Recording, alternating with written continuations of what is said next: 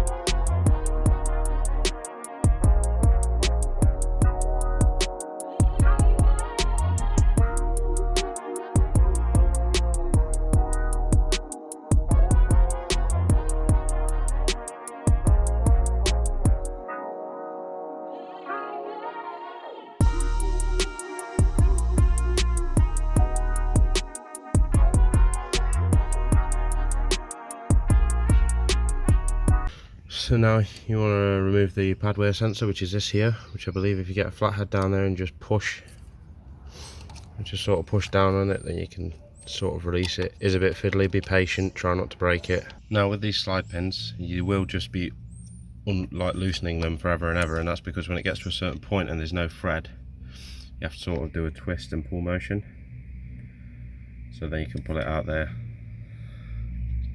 And it's exactly the same with the bottom. You can access your caliper. And then now what we're going to do is we're going to change the caliper over, get the new one on ready. To do that, it's an 11mm bolt just here. That unbolts and just bolts into your new caliper. And then when your new caliper is in, you take this off, you slacken your bleed nipple, and then you start bleeding the brakes through. I don't think I'll do that until I've got the new disc and pad on, because there's just no point. Because I need obviously a surface for it to push down on, so we need a disc in place, and there's no point setting it to the old disc. Now you have these, which can be a bit of a nightmare. Ideally you want an impact driver, and that's something that will have this sort of end, but whenever you hammer it, it'll impact it loose, but we haven't got that today, so we're just going to use a ratchet and see what happens. If it snaps, it's not the end of the world, it just means it's more awkward to line it up.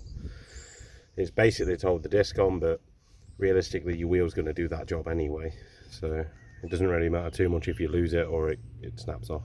In this case, we've managed to get it off quite nicely. In an ideal world you want to probably get a new one or something like that, or some people throw them away. I'm going to reuse this one just because it's there and intact, so I don't see the point in throwing it away. Right, so now we can take, or attempt to take, our caliper off. More of a two-handed job, so I'm going to have to put the camera down.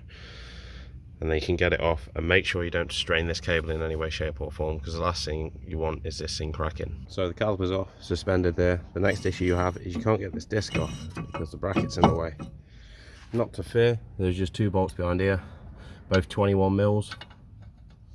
And you might want to break a bar for these, because these tend to be on there quite well. So we're just going to break them off and then undo them, and then get a new disc and pads on. Okay, so they was really on there, and that took a lot to get them off.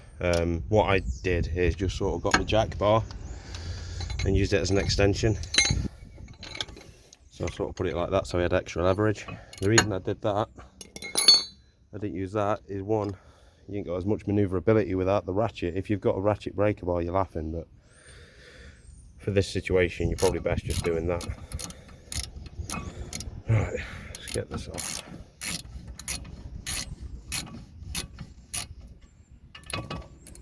So that's just the top and the one down there.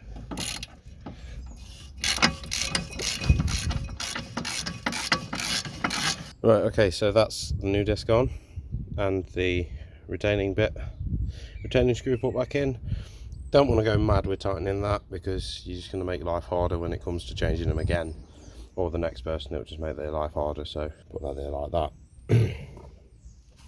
So now I get a bracket back in, and to be fair, you're probably best just cleaning the bits where the calipers will sit, just so they can slide easier and you don't have any further problems. And the other thing you want to grease up when you get the chance is these are called slide pins. These are the Torx 45 in the back. Worth giving them a clean and grease. So now this would be the point where obviously you push your caliper back, you put your new you push this piston back, put your new pads in, put it on, put it all back together, and then just test the brakes, check your levels and things like that. But obviously, as you can see by the state of this should have a rubber boot around it. This caliper is shot, so this is why we'll be replacing this today. And like I said earlier, it's literally just an 11mm bolt on the back for the pipe, and then we just bolt it right back into our new caliper. So the point we're at now is we've put the new pads in. We've obviously pushed the piston back, put the new pads in, and we've connected our wear sensor. We tightened these two T45 bolts. I think they are Allen keys, but you can use T45. And then also we've attached a pipe, because this is a new caliper and we want to bleed it. Now, if you've never bled a caliper before with a second person, all you'll need is a little pipe or something like this, whatever material, just as long as it's a nice snug fit on the bleeder nipple. And then you want, for example, this can, just to catch it. And the reason you want a clear pipe is because you want to look for any air bubbles coming through, and you want to wait until it's literally a case where you can see no air bubbles whatsoever. So I'm going to get my other half to help me out with this now. Right, so now we're at this stage. You need a tool like this to push it back, because obviously we're not changing the caliper on this side, there's nothing wrong with this one. So you need a tool that looks like this, and what this essentially does, get a bracket that goes over there. From my thumb onwards, that sits inside the caliper. You simply twist and that pushes the piston back. Sometimes you might find, I don't know how lucky we're going to be, so you want to test, we're all right here, but sometimes you might find that your bit is too small. That's not a problem, you can literally just use the old pad to push the piston back. But obviously when you do this, you're going to be reducing the amount of room for the fluid to sit, so take the cap off the brake reservoir and just keep an eye on it to make sure it doesn't overflow. So I can't really show you properly with one hand, but essentially what's happening, like I said, this sits in here. I'm using the pad in this case just to be safe, because I'd rather cause damage to the pad than to the actual piston. You literally just twist it, turn this in a clockwise motion, and then that will twist like a screw, and then just push that back.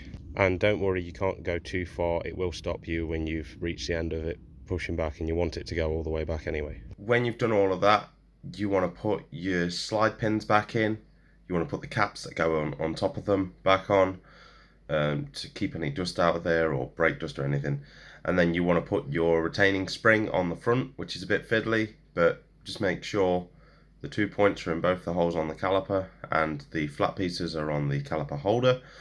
And then you want to put the wheel back on. Obviously put the bolts back on first, just put them hand tight, lower the car, and then tighten them up with a breaker bar.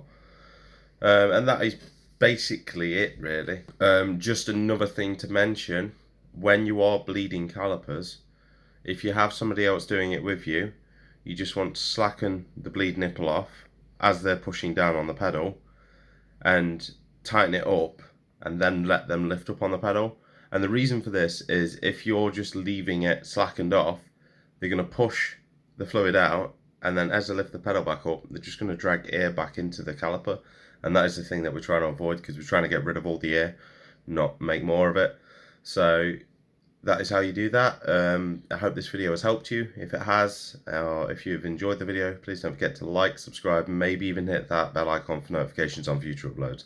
But until the next time, guys, peace.